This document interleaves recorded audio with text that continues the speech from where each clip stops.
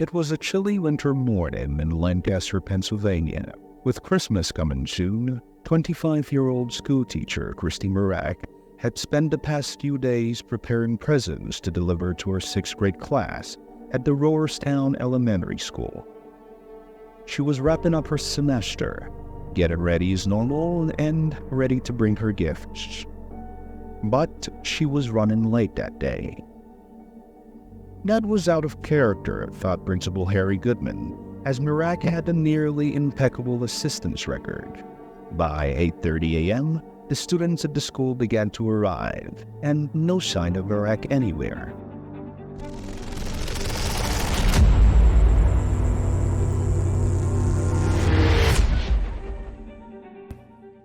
Principal Goodman was rightfully unnerved and took action. He phoned her apartment.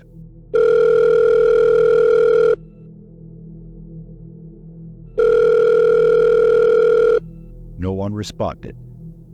Then he called her family, but no one knew where she was, and he was growing more and more concerned as the minutes went by. Goodman knew Christy was an early riser, always up before the sun came up, and she loved her job so much that he knew she'd phone the school to inform them she wasn't coming into work, unless something had happened to her. As he drove towards her East Lampeter Township home, he really hoped to find Christy changing a flat tire on the side of the road, or it could have been traffic. It had been neither. By the time he arrived at her apartment complex just a couple minutes past 9 a.m., he found her car untouched in the parking lot. But what was that? The apartment door had been left ajar. Weird. He went in and yelled her name. "Christy? Christy? Christy?" No one replied. He explored the apartment and stumbled upon something hard. Principal Goodman gasped, dumbfounded upon discovering Mirack lifelessly lying on the floor, her eyes glazed and unseeing. Beside her lay a wooden cotton board, spattered with blood, and the presents she had wrapped for her students were all strewn throughout the apartment. Mirack's death couldn't have been more violent. She'd been beaten with the wooden cotton board, carnally assaulted, and even strangled.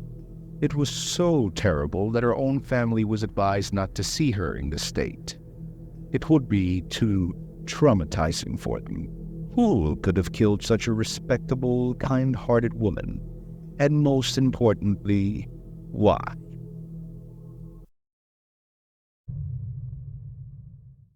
Goodman immediately called the police and the Mirack family. Dozens of officers soon crowded the crime scene, searching for clues.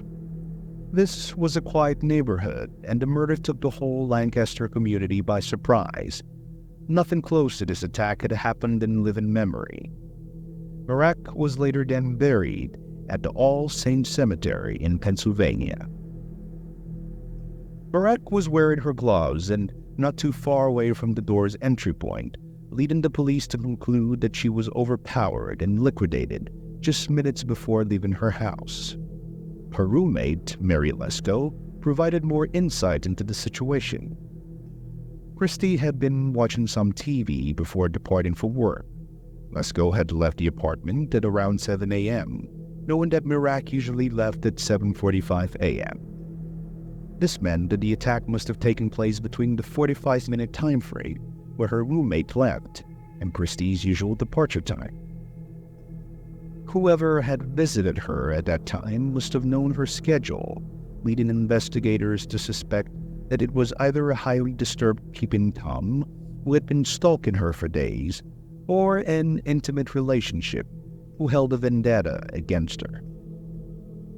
Usually, when women are victims in these types of cases, a prime male suspect is proposed as the likely culprit. It could have been an abusive boyfriend or a man in a position of power in her life.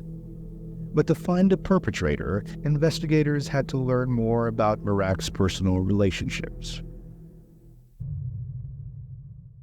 At 25 years old, it seemed like Christy Mirack was living her best life. She was working a job she loved, her community, family, and friends regarded her well, and she was nearing her physical prime. Not only that, but her co-workers had her in great esteem. Her sixth-grade class adored her and her teaching methods, and the school's principal regarded her as one of her best, someone who'd cause chills to those who went into her class due to how committed she was to teach her children. Alicia Mirack, her sister, insisted that all Christy wanted in the world was to educate children. She was, word for word, called the perfect young teacher. Mirack was also the middle child of her family, and her family was close. So close that it's palpably painful to watch the video interviews of her family speaking about the murder. Vince Mirack, her brother, said he wouldn't drop the case until justice was served, a sentiment shared by their parents. But what about her romantic partners? Mirack didn't have a boyfriend, or at least no notable male relationships that her roommate, friends, or family knew about. This only served to muddle the circumstances behind her murder further. Christy was not the type of person to open the door to a stranger, much less right before going to work. Her family knew the culprit had to be someone Christy knew. No one came to mind until someone who claimed to know her came to the school the next day. A man showed up at the school with flowers the day after Mirack's murder, looking to visit Christy. He stated he was a close friend of hers. What? This didn't make any sense. Christy's death was big news. It made national headlines. If he didn't know about this, he either lived under a rock or was an incredibly convincing liar. The school staff called the police to report the situation. Perhaps he was the lead Christy's family needed, for he was a clear suspect. The next day, this man calls the school to ask if there are counseling services available for people who lost Christy. The principal sternly replied that he was unwelcome at the school and to never call again. This supposed close friend now claimed he had been dating Christy. He was 20 years her senior and married in another state, worked as president of the local Teamsters, one of America's largest labor unions. Despite being a prime suspect, though, investigators ended up ruling him out. When the actual murder took place, this man had been hundreds of miles away in Virginia, where he lived with his wife. He even went ahead and submitted a DNA sample for the investigators to rule him out, and indeed, there was no match. Investigators kept interviewing people, going through a lot of people from the Lancaster community. It could have been someone with a low-key role in her life, someone no one would relate to Christy, but who knew her schedule like the back of their hand? Could it have been a hitman? Considering that the leads were going dry, investigators had to rule out all possibilities. But even that did not make much sense. Either it was the lousiest hitman in the world, or it had been a normal individual. It's clear that hired hitmen don't typically get in hand-to-hand combat with their victim, or leave any evidence. And other seemingly unrelated items were also found near the crime scene. These were a toaster that was known to have been on top of the cotton board, a pair of pants found next to Mirack's sweater, and her undershirt. Weeks turned into months, and soon into years, and still, no definitive culprit was found. Christy's mother even passed away from cancer in November 2002, never finding out what happened to her daughter. 20 long years of dead ends and disappointment caused investigators to quickly lose hope that justice could be served. But her family was still adamant about finding the culprit. The pain is always there. Not a day goes by where we don't think about her. Once said her brother in an interview. The school's principal also never stopped thinking about Christy. Eventually, District Attorney Craig Stedman took over the case. He proposed investigators start over from square one and see if there was something that they missed. The DA's team got in contact with a DNA phenotyping company called Parabon Nanolabs. Parabon is a pioneer in genetic genealogy techniques used to solve crimes by analyzing DNA samples left on crime scenes.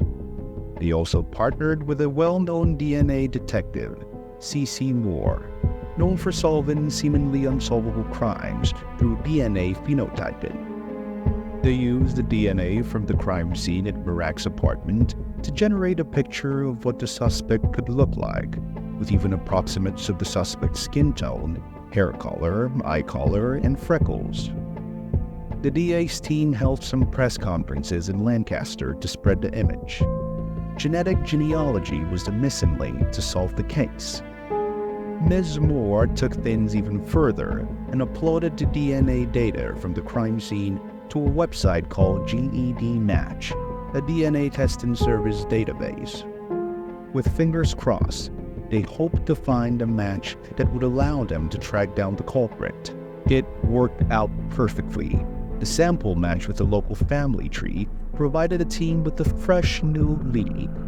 They only needed to track which members of this family was the perpetrator. By cleverly looking up archived Lancaster newspaper articles, Moore narrowed down the most likely suspect. Still, they couldn't prosecute this suspect without having an exact DNA match. So, what did Cece and her team do? They literally went through the suspect's trash, uncovered a water bottle and some gum, and uploaded their data to GED Match. The case had been finally solved. It had been 26 years since Mirack was murdered, but Moore and genetic genealogy tech discovered the culprit's identity in a matter of days. Stedman then announced their identity in a press conference. It was Raymond Charles Rowe, a popular figure in the Lancaster community due to his work as DJ. He was known underground as DJ Freeze. His name had never come up in the original investigation. Just look at the pictures Parabon Nanolabs produced, side by side. Among Mirack's belongings, there was a ticket to an event Rowe was going to be DJing in her apartment during an investigation team's search. Rowe's day job was also near Mirack's apartment.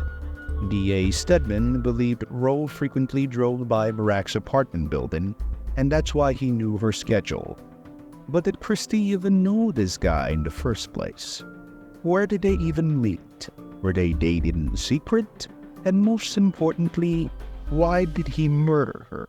It was certain that they crossed paths, but the details of their relationship were and still remain unknown to all.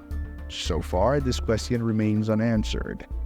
Rowe was free post-murder for more years, and Christy Mirack was alive. The stand-in theory was that Mirack spawned Rowe at a public event, rejecting his advances. She was young, after all, and likely had an active nightlife, an environment where Rowe was certain to dwell. Considering that Raymond Rowe was a visible personality in the community, Lancaster inhabitants were surprised at the revelation. He was a wedding DJ, so popular that the people in Lancaster booked him months in advance. He was a churchgoer, business owner, and even a father. He was known as someone very much against violence, so much so that he had hosted an event called Stop the Violence for kids. And this was months before he committed the actual murder. No one saw any red flags about him, except for a past girlfriend who claimed he was controlling. Why would he even stay so long in the Lancaster community after the murder, considering he could have endangered his family and career? Just to be clear, Rowe had carnally assaulted Mirack and strangled with her own sweater, and then showed up at his fiance's home as if he had been just out drinking with his friends. His wife, Monica Whalen, was as blindsided as Lancaster had been. Rose slept in her bed that night, and they married just months after. He was even concerned for his fiance's life after the brutal murder made headlines. Rowe was sentenced to life in prison without the possibility of parole, plus an additional 60 to 120 years. He actually said something to the Mirack family in court. I can't imagine what you're going through right now. I apologize.